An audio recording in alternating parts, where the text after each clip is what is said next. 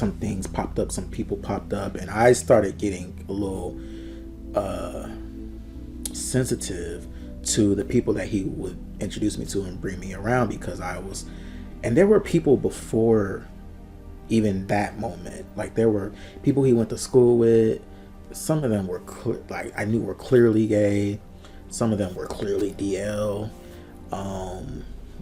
This one guy in particular, a friend of his from school, that was like I know what's going on here. One time he took me to a house full of, like, I feel like it was a house of DL guys. It was like full of guys, and I was just like, why would he bring me here? Just like on a random day, he was like, oh, we're about to stop at somebody's house, and we stopped at this house. It was like a 2-story house, and it was like a bunch of college age dudes in the house, and then like his friend who was his age, who was out of school, he was there. And I just remember sitting in on the couch. We were there for a short time, but I just remember thinking, these guys in this house are gay. Like, I could tell.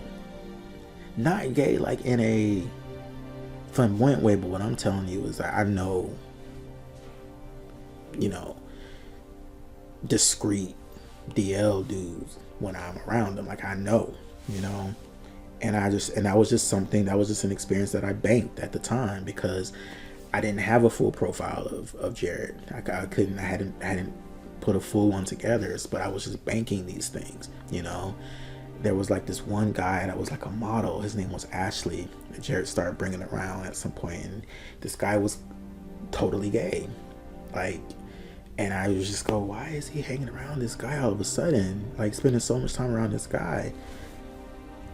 At the time, it was one of those things that was like making me like ring alarms in my head. And of course, in hindsight, years down the line, of course, I'm like, oh, I know what that was. He was hooking up with that guy, clearly,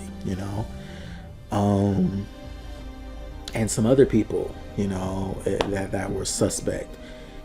There was all these things, and like, I have emails that I sent him during that time, like confronting him, being like, yo, like, can you explain all these like mysteries that keep popping up? And you introduced me to this person, but this person kind of whispered this about you, and this person kind of made an offhand comment of this about you, and I don't know who I'm dealing with. Who am I in business with?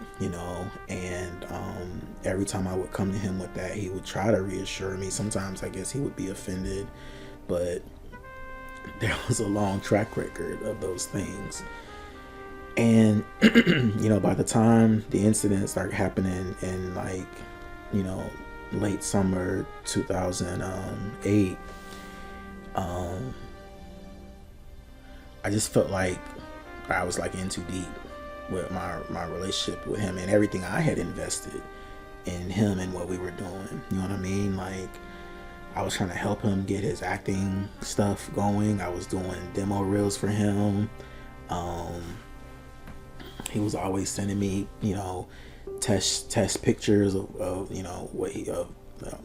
modeling pictures and stuff like that. And he was trying to get things going for him, and I was always super supportive. I was always doing stuff for him, and I was teaching him how to understand Shakespeare.